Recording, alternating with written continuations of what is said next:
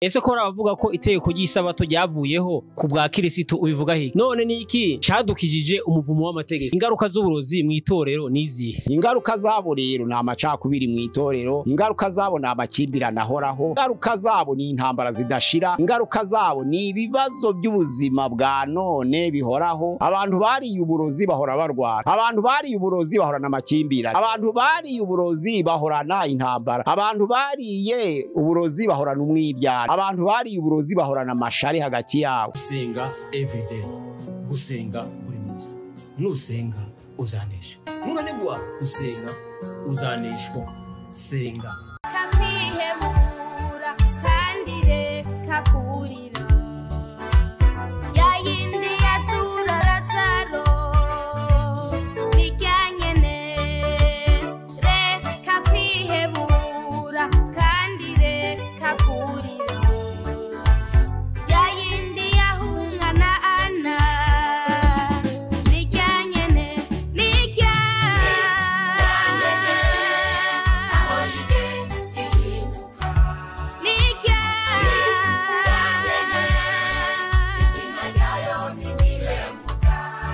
Reka ngusuhuze inshuti ya gusenga everyday, nizere ko mumeze neza mu bisanzwe. Muri kumwe nanje Manirakiza Edouard, abari mu Rwanda shalom, abari mu Burundi shalom shalom, abari muri Afrika mwese mwumva ikirundi, ikinyarwanda, ikinyamurenge n'ikinyabwisha shalom, turakunda. Ni gusenga everyday.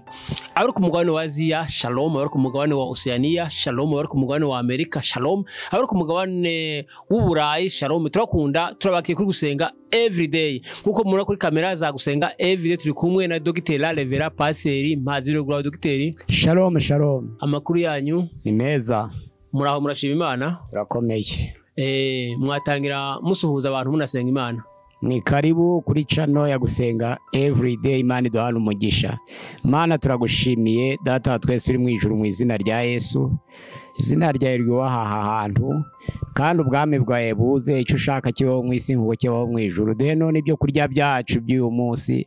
Reka ijambo ryawe n'umwanya mu mitima y'abera, ababyumva n'abatarahinduka mwami babashe guhindukira, bahinduke bitirirwe izina ryawe.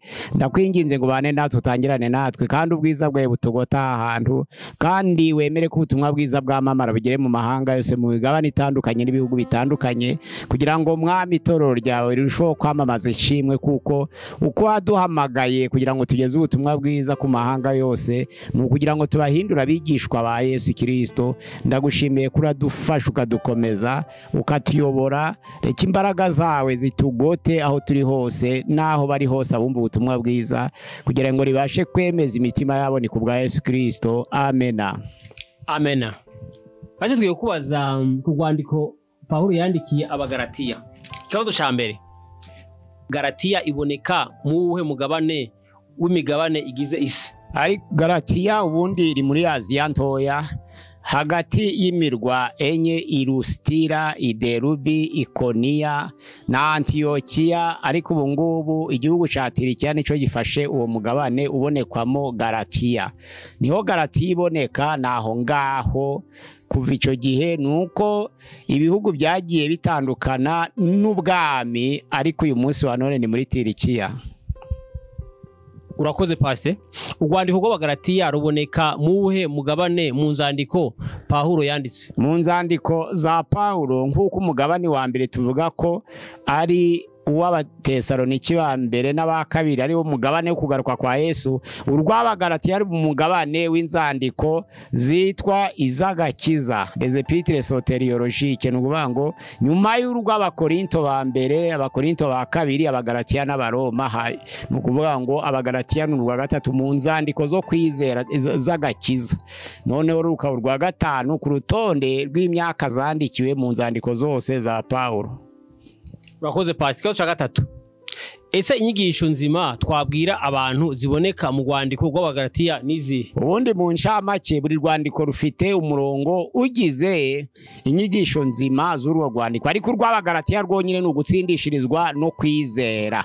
Ni ukuvuga ngo abantu bavugaga ko bashobora gutsindishirizwa n'amategeko kubera amategeko bagakora ibyiza, ariko Pawulo yasobanuye neza mu rwandiko rw'Abagalatiya igice cya 2:16 ko dutsindishirizwa no kwizera atari imirimo itegetswe n'amategeko. Ayo magambo yasubiyemo no mu Baroma igice cyaho cya 3:28 ko dutsindishirizwa no kwizera tudatsindishirizwa n'imirimo itegetswe n'amategeko.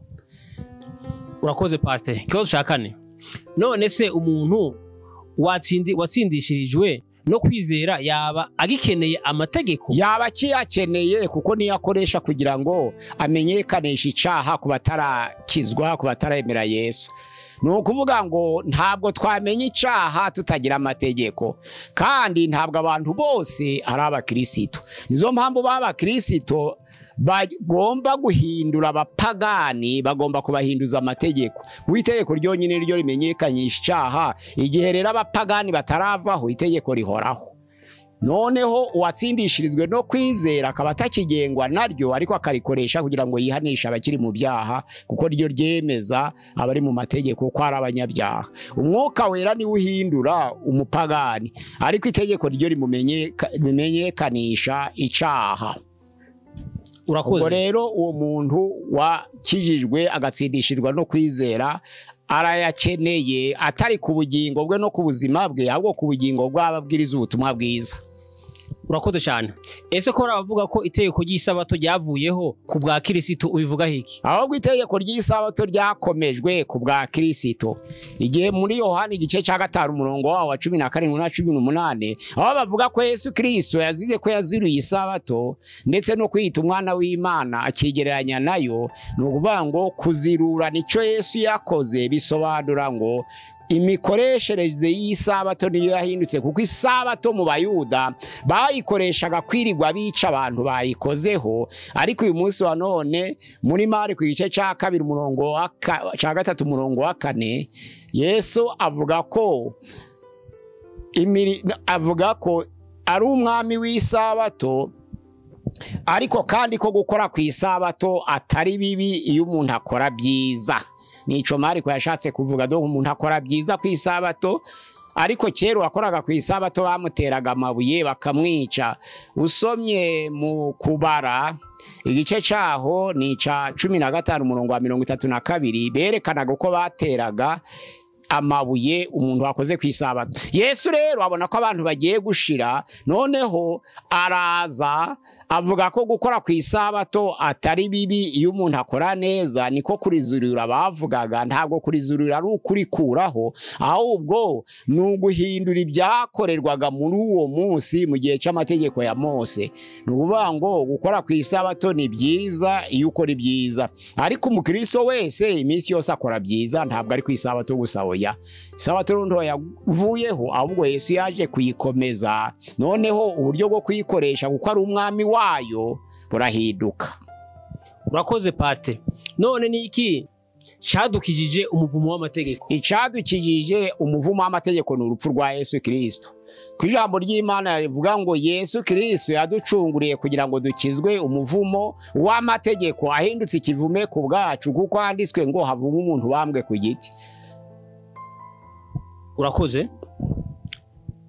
Ese kamere n'umwuka bishobora gukorana? Mu Bagalatiya igice cya 5:16 bavuga ko ibyo umwuka ashaka nibyo kamere yanga, ibyo kamere ishaka nibyo umwuka yanga. Noneho hari imirimo ya kamere, hakaba n'imirimo y'umwuka n'imbuto z'umwuka. Ubwo ni ukuvuga ngo ntaho byakorana. Icyakora iyo biri ku muntu igitsinzi ikindi kirakora.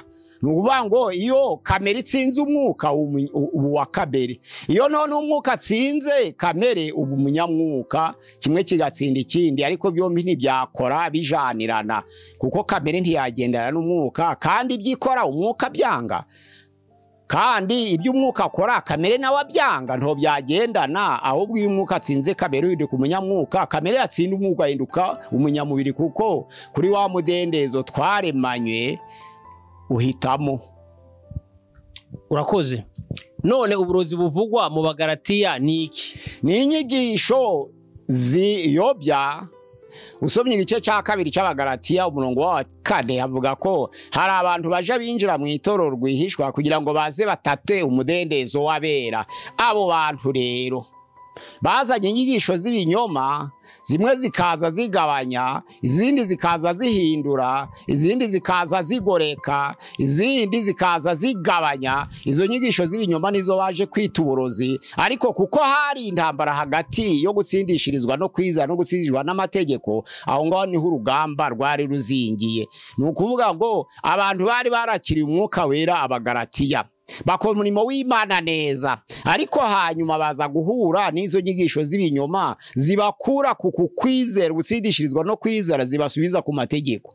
Kandi umuntu ugeze kuri Kristo ntabagitsindishirizwa n'amategeko, kuko mu bagalatiya igice cyaho cya 3 umurongo waho wa 23 kugeza kwa 25 havuga ko nibyo amategeko koko twari tubohe gutwarwa nayo Yesu Kristo ataraza no kwizera kutarahishurwa.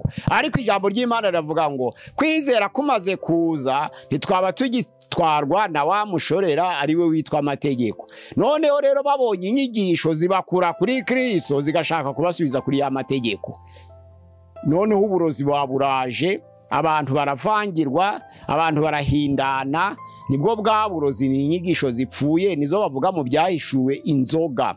Aho bavuga ngo umwe muri ba bamarayika 7 arambaza ati ngwino nkwereke marayiteka azacirwaho. Na abamarayika 7 barafashe za nzarubyanwi wavugaga. None nkwereka maraya iteka azacirwaho yicara ku mazi menshi. Ni wasambanaga n'abami bisi, abami bisi bagasinda inzoga, aribwo busambanyi bwe. Inzoga nibwo burozi mu nyigisho, ni inyigisho ziyobya, ni inyigisho zimiza, ni inyigisho zica, nibyo bita uburozi zijana kurimbuka. Urakoze Pastor.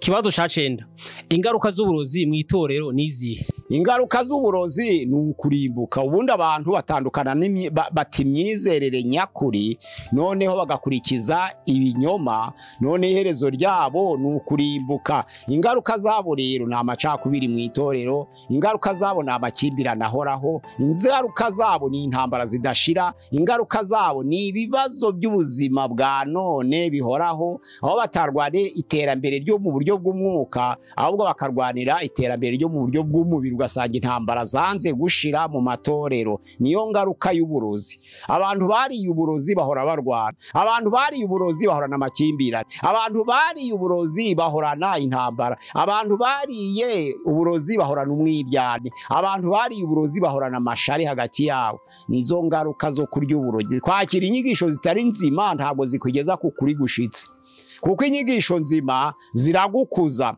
kandi zikaberaho kwigisha, zikaberaho guharira gukiranuka, zikaberaho kwemeza ibyaha, zikaberaho gutungana. Izo nyigisho ntaziboneka, nizo mpamvu haba amakimbirane, intambara zihoraho, imanza zidashira, ugasanga banyoye uburozi nyine nuko bahora, ariko iherezo ryabo ni ukurimbuka. Urakoze Pastor. Hari intambwe zerekana umuntu wasubiye inyuma mu itorero? Hari intambwe zerekana umuntu wasubiye inyuma mu itorero. Iyo umuntu yasubiye inyuma mu itorero ubundi ntabimenya akeje, ariko noneho hari ibimuranga. Ku Yesu Kristo muri Matayo 7:20 yaravuze ngo muzabamenyera ku mbuto zabo. Ubwo noneho rero umuntu wasubiye inyuma nubwo atabimenya, ariko ikimuranga arangwa no kugenzura intege nke za rubanda, akaba yiteguye guca imanza. Nizo mpamvu abafarisayo bahoraga igihe cyose baca imanza. Yesu rero akababurira muri Matayo igice cyaho cya 15:8 akavuga ngo ubu bwoko bumpimbarisha iminwa, ariko imitima yabo ikamba kure, bansengera ubusa, kuko inyigisho zabo ari amategeko y'abantu. Ni ukuvuga ngo nico kibaranga, biga intege nke za bagenzi babo, akaba ari byo birirwamo, akaba ari byo bararamo, bakarara banegura, bakarara bavuga nabi bagenzi babo. Nico kibaranga cya mbere. Icya kabiri kibaranga, abantu basubiye inyuma bose, abantu basubiye inyuma ntabwo bishimira amateraniro y'abera. Nubwo igiterane cyaba kiri hafi ye, nubwo haba hari amateraniro yateguwe, nubwo yaba yareba ntabwo yumva afite inyota yo gukenera amateraniro y'abera. Nico kiranga umuntu wasubiye inyuma. Kandi mu Baheburayo 10:25 haravuga ngo bene data ntimukirengagize guterana kwera nk'uko bamwe babigenza, kandi uko wa munsi wegereje ariko muhora mugira mutyo. Yirengagiza guterana kwera ntabwo banyoterwa n'amateraniro yera, uvuga ngo ntibita ku giterane c'abera. Ni ica kabiri kibaranga abo bantu. Ica gatatu kibaranga ni ukuvuga ngo ica gatatu gikomeye kibaranga, bahora bagereranya inzego z'ibyaha. Ni ukuvuga ngo inzego z'ibyaha barazigereranya, bagahora bavuga ngo icaha kinini ni ikihe. None ugasanga yaje gutanga urugero avuga ngo kugira ngo mbeshe nakwiba, kugira ngo mbubutenganye nasambana, kugira ngo ndoge narwana. Mbese uwo muntu uhitamo agereranya ibyaha nutarabivamo, kuko abivuyemo ntabigereranya. Ubigereranya nutarabivamo, ubigereranya nutarabivamo. Noneho rero ikindi uwo muntu akora, yitandukanya iteka ryose n'abantu bavuga ukuri. Yesu ntabwo abantu yavugaga ukuri, abantu ntabwo bamukundaga. Pawulo ntabwo abantu bamukundaga. Stefano ntabwo abantu bamukundaga. Yesu yarababwiraga ngo mwandyarya mwe. Yabwira abafarisayo bakarushaho kumuhiga, yababwira ukuri bakamwirukaho. Na Pawulo nuko yavugaga ukuri ari imbere y'umwami Agiripa, akavuga ngo mwami Agiripa, ese wemera ibyahanuwe? Nzi ko byakozwe ku mugaragaro imbere ya rubanda, ariko nzi kubyemera. Agiripa niwe wavuze ngo Pawulo niwe wantangaje, kuko nta wundi muntu uhagaze imbere yanjye afite ubushizi bw'amanga nk'ubwa Pawulo. Ariko Pawulo aramubwira ngo wemera ibyahanuwe. Agiripa agize ubwoba, aravuga ngo ubuzeho gato kugira ngo unyemeze b'umukristo. Pawulo aravuga ngo uretse gato gusa kaba gato kaba kanini, uretse wowe gusa ahubwo abanyumva uyu munsi bakameze nkanje uretse izi ngoyi. Ariko ari imbere y'umwami Agiripa muri Timoteyo ya 2 niho yari gusezera agiye gupfa. Timoteyo ya 2 igice cya 1:12 aravuga ngo nico gituma mbabazwa ntya, nyamara singira isoni, kuko nzi uwo nizeye uwo ari we, kandi nzi neza ko abasha kubika iki kibitsanyo namubikije kugeza urya munsi azagaruka mu bwami bwe. Ahagarara imbere y'umwami Agiripa ashize amanga, abantu barushaho kumuhiga. Mu gihe ca Kaisari Nero hagati y'umwaka 68 nibwo yaje gusezera ku isi, ariko abami bose yavigiye imbere y'abashize amanga. Rero uwo muntu uvuga ukuri abantu baramuhiga. Yesu yavugaga ukuri bakamuhiga, avuga ngo mw'abafarisayo mwe iyo mwe mwandyarya mwe, bakamwanga kuko yavugaga ukuri, yavugaga uko bari. Stefano nawe abwira abayuda ati wa wundi mwishe mukamubamba, mugahitamo ko bababohorera umwambuzi Baraba. Yababwira ukuri nk'uko bakarushaho kuzabiranywa n'uburakari bakamutera amabuye. Abantu basubiye inyuma rero bazirana n'abantu bavuga ukuri cyane cyane cyane. Ariko icya gatanu noneho, abantu basubiye inyuma bakorera ku maso. Hari itandukaniro ry'inyangamugayo n'imfura. Inyangamugayo ni uwanga kugawa, ntabwo ari nk'imfura, kuko Zaburi ya 16:2-3 haravuga ngo abera bo mw'isi nizo mfura Imana yishimira. Imfura rero zitandukanye na inyangamugayo. Inyangamugayo ni uwanga kugawa, kandi abantu bahari atunganya ibintu kurusha abantu bose, ariko iyo badahari akabazi ko batazabimenya arangiza, ariwe bita inyangamugayo. Ariko Pawulo yavuze mu Bakolosayi ngo mwabagaragu mwe muje mukorera basobuja nk'abadakorera abantu, ahubwo nk'abakorera data wo mu ijuru. Ni ukuvuga ngo niba ukorera umuntu yagutumye, wimukorera nk'aho ureba uwo muntu, ahubwo mukorere nk'aho ureba Imana, kugira ngo Imana izagutabare nawe ukoresha abandi. Hari abantu benshi bakora ibyiza kuko babareba, hari abantu benshi bakora byiza kuko abaso y'abantu abareba cyangwa batinywa kugaba, ariko ijambo ry'Imana riravuga ngo niba ukoreshwa na so buja hano ku isi umukorere nk'ukorera data wo mu ijuru, kuko ari utanga ibihembo biheruka tuzahabwa tugeze mu ijuru. Nawe mugaragu utegeko hano ku isi, Imana izaguha ibihembo nukora neza. Rero korera mu bupfura, wikorera mu bunyangamugayo, ngukore bakureba gusa. N'ubunyangamugayo burakenewe, ariko twari dukwiriye gusumbura tugatera intambwe tukagera no kubupfura ku buryo dukora neza n'abadukoresha badahari.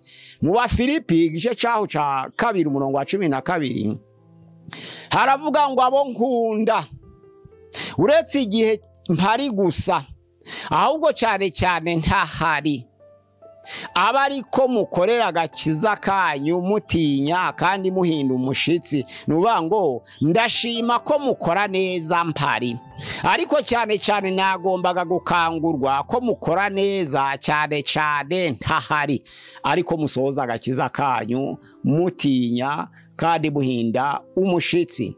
Ingingo ya 6 rero igaragaza abantu basubiye inyuma bubaho ku buyobozi.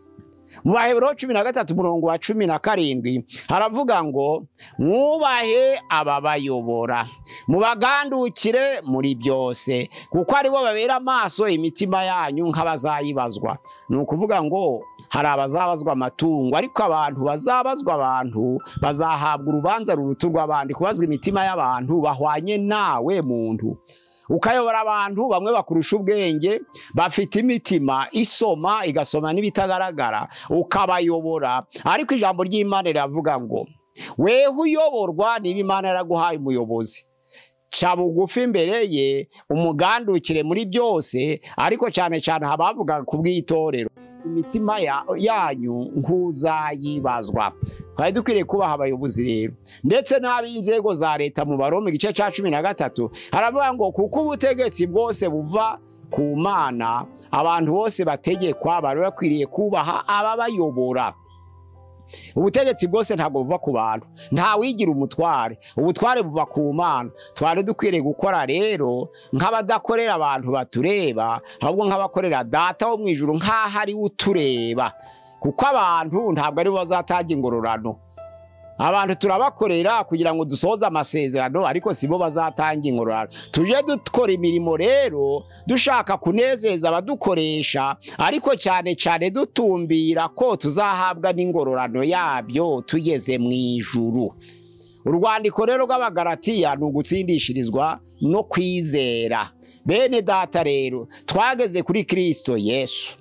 Iyo abantu batsindishijwe no kwizera, ntabakwiriye kwakira inzoga cyangwa uburozi ngo basubire inyuma bongere gusubira mu mihango y'amategeko. Hari n'amategeko y'imihango ayo bahawe na ba sekuruza, aho akarande nk'uko Abakolosayi bivuga igice cya 2:8 ngo hari imihango abantu bahabwa n'abo bakomokaho cyangwa na ba sekuruza ho akarande bikurikiza imigenzereze y'iby'isi ariko bidakurikiza Kristo. Ibyo bitkura abantu mu buntu bw'Imana, abantu bagasubira mu mubiri baratangije iby'umwuka. Nibyo Pawulo yabagayaga rero ati mwatangiriye mu mwuka none mubiheruki iby'umubiri. Ninde wabaroze? Ninde wabahaye inyigisho zibakura ku kwizera Yesu Kristo ngo bibasubize mu mategeko y'imihango?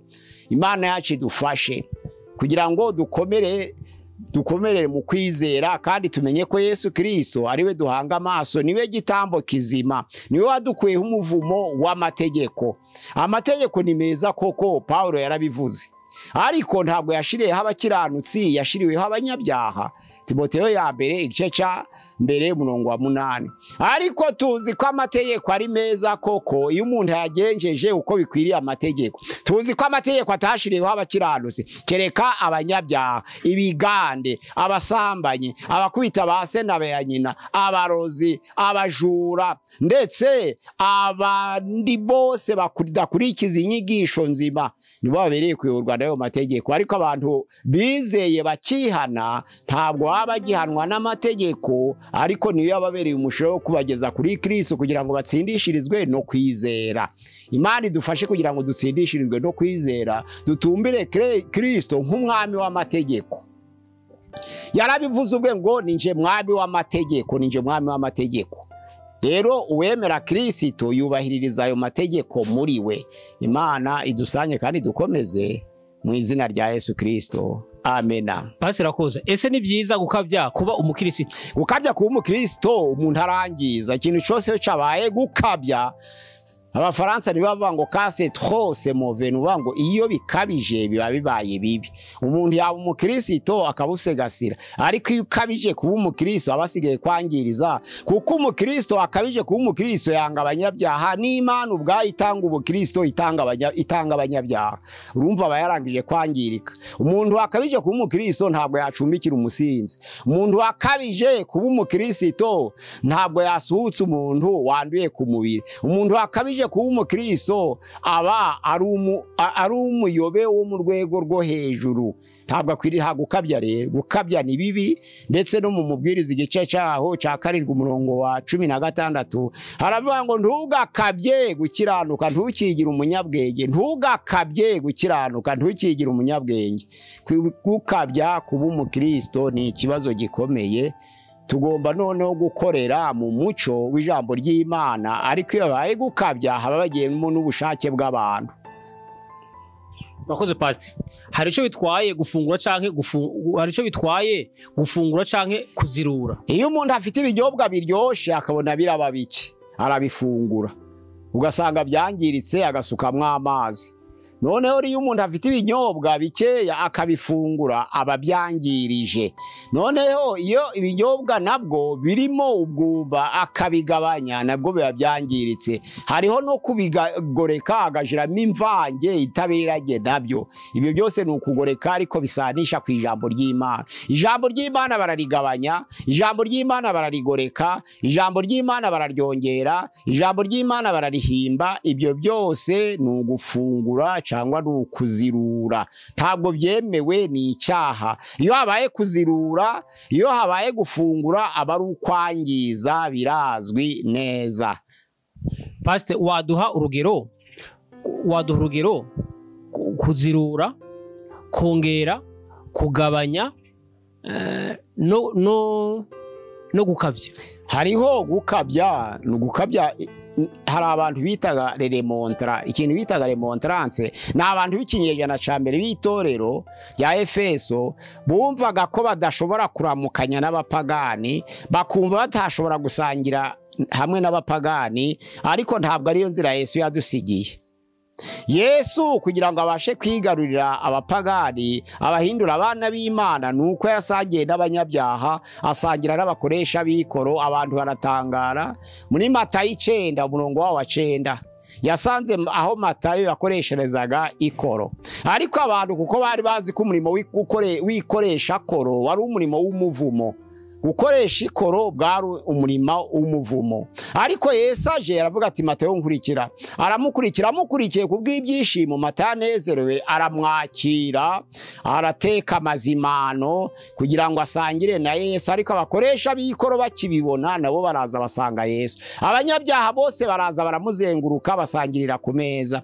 Abafarisayo bavuza induru ngo wa wundi besha ngo yaturutse ku Mana, ngo wari gusangira n'abanyabyaha n'abakoresha b'ikoro. Ariko Yesu amenye ibiri mu mitima yabo, anumvise bajujura, aravuga ngo iyo hataba abantu ntabwo nari kuza mu isi, ko ntabwo nazanywe n'abakiranutsi, ahubwo nazanywe n'abanyabyaha kugira ngo mbarokore. Iyo umuntu yakabije kuba umukristo rero yanga n'abanyabyaha batabona uko abarokora. Ariko Yesu inzira yadusigiye ni ugukunda abanyabyaha ngo kugira ngo tubagomorerere Kristo, kugira ngo tubazane ku nzira y'umusaraba, kugira ngo bakizwe. Tugomba kubakunda, kuko umuntu udakunda umuntu ntabwo wamubwiriza ubutumwa bwiza. Kandi mu bintu biranga abavuga ubutumwa bwiza mu mahanga yose bagomba kurangwa n'urukundo, kugira ngo tubashe kuzana abantu kuri Yesu ni ukubakunda.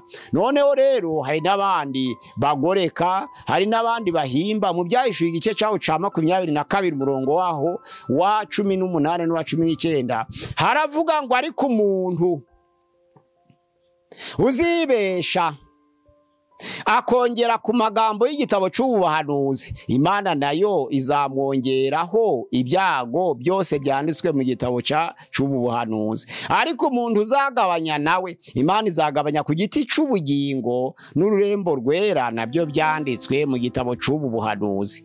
Ubwo rero kugabanya no kongera ni bibi. Umuhanuzi Hananiya yahoze i Gibeyoni, ariko Yeremiya umwuka w'Imana avugira muri we, avuga ko Abayuda bazamara imyaka 70 mu gihugu cy'ubunyage i Babuloni. Abivuze Abisirayeli bararakara. Hananiya bimenye arahindura, aravuga ngo ntabwo Yeremiya yabonye 70 ahubwo yabonye imyaka 2. Bakoma mu mashi bati ibi nibyo byiza, yabaye yakabaye 2 kugira ngo abatandukanye bagira icyo bapfana bazongere babonane. Urumva yaragoretse, ntaca Imana yari imweretse. Ariko Yeremiya nayo kuko ari umuhanuzi w'ukuri, aravuga ati birakaba abahanuzi batubanjirije je nawe bahanuye iby'ibyago n'intambara n'icorezo mu mahanga yose biraba, ariko umuhanuzi uhanura amahoro, ayo mahoro naza icavuze kigasora, nibwo bazamenya ko ari umuhanuzi ko kwatumwe n'Uwiteka. Urumva yaragoretse. Hananiya yaragoreka, abandi baja bongera, abandi baja, nibyo bita gufungura, nibyo bita gushira uburozi mu byanditswe byera, nibyo bita kwangiriza ijambo ry'Imana, naco ni icaha. Urakoze Pastor. Kuki abantu batangira neza bagasoza nabi? Abantu batangira neza bagasoza nabi ku mpamvu zitandukanye. Hari abatangira neza bagahiga. Itoro rya Efeso muri ara matorero 7 yo muri Aziya ryarakiranutse rikora ibyiza, ariko riza kwicwa no kwibagirwa.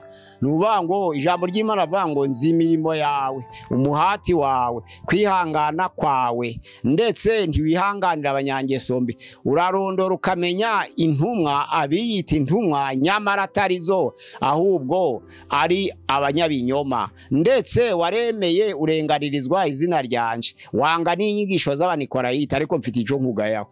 Bari barahize ngo bazakora umuhango wo gusangira, ngo nta mukene uzagaragara hagati yabo, bagasangira ijambo ry'Imana, bagateranira hamwe, bakamanyagura umutsima, ibyo bakora byose bakabifatanya. Ariko igihe cyo gusangira ibyabo biza kubarambira, babivamo kandi bagwa batabizi. Ariko Imana iravuga ngo nzi mfite ico nkugayaho, nuko waretse urukundo rwa mbere. None uravuga ngo ibuka aho wavuye ukagwa, maze wihane. Naho nutihana nta kaga kakugarije, nta kaga kagutegereje. Abantu rero basubira inyuma kubera ico kintu. Icya kabiri, abantu basubira inyuma kubera ubuyobozi butabishimira cyangwa ubuyobozi budashitse. Iyo umukristo adakundwa n'umuyobozi koko asubira inyuma, kuko ikintu gikomeza umukristo ni ukubona hari urukundo hagati ye n'umuyobora. Akuzuza inshingano ze zo kumugandukira akamwubaha, ariko n'umuyobozi akuzuza inshingano ze zo kumenya ibyo akeneye mu buryo bw'umwuka, kuko niwe mubyeyi we nyine mu buryo bw'umwuka. Noneho rero ibyo bintu iyo bibura, abantu b'itorero bakaba bataragejejwe ku rugero rushitse rw'ijambo ry'Imana, kugira ngo be babone ibintu bishitse byo gukora imirimo myiza yose. Ko ibyanditswe byera byose byahumetswe n'Imana, kandi bigira umumaro wo kwigisha no gutunganya no kwemeza ibyaha no guharira gukiranuka, kugira ngo umuntu w'Imana agaragare ko ashitse, afite ibimukwiye byose byo gukora imirimo myiza yose. Kenshi usanga rero abera b'itorero badafite ibibakwiye byo gukora imirimo byiza yose. Ubwo rero ibyo ngibyo bikaba byatuma abantu basubira inyuma, bakibagirwa n'inzira bari barimo kubera icyo kintu. Imana yacu dusange kandi dukomeze, kugira ngo he kugira umuntu dukura kuri Kristo ngo adusubize mu mihango. Mu ncamake y'Abagalatiya ni ugutsindishirizwa no kwizera. He kugira umuntu dukura kuri Kristo ngo adusubize mu mategeko y'imihango. Imana yacu dusange kandi idufashe n'abatugana bose, iduhana umugisha mu izina rya Yesu. Amena. Pastor, ikibazo cya mbere, iyo usoma muri gitabo cy'Abagalatiya hari aho usoma ngo iby'umubiri bibangamira iby'umwuka ryari? Iby'umubiri birabangamira iby'umwuka kuko ntibijanirana, ni kimwe na kamere nyine n'umwuka. Nukuvuga ngo iby'umwuka ashaka si iby'umubiri ashaka. ibyo umubiri ushaka si ibyo umwuka ashaka. Ni ukuvuga ngo birabogamirana. Iyo umwuka adategetse umubiri ngo ayobore, cyangwa se kamere ngo itegeke umwuka, noneho uyobore na kamere yawe, uba umupagani wujuje ibyangombwa, icyo gihe ntabwo byashoboka kuko ntibikorana, kandi bitifuza ibintu bimwe ntibyashoboka. Urakoze Pastor, reka tugushimire tukubwire ngo Imana iguhe umugisha. Reka dushimire nawe warubanye natwe muri kiganiro tukubwire ngo Imana igumisha ko bwa mbere ugeze kuri gusenga everyday, tugusaba kana subscribe cyangwa sabone kugira ngo uzazobone ibiganiro byacu bita kugoye. Pastor, sinzi ko ikindi bakongeraho kuri channel ya gusenga everyday, nimero ya WhatsApp 078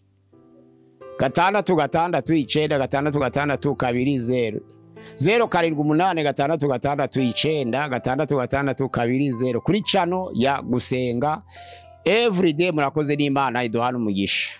Murakoze cyane, reka tubashimire tubabwire ngo igana ubutaha tubasaba kugeza ubutumwa ku bandi, musharinge mupartage, mudufashije kwamamaza ubutumwa bwiza. Shalom shalom shalom. Gusenga everyday, gusenga buri munsi. Nusenga uzanesha. Nunanigwa gusenga uzaneshwa. Senga.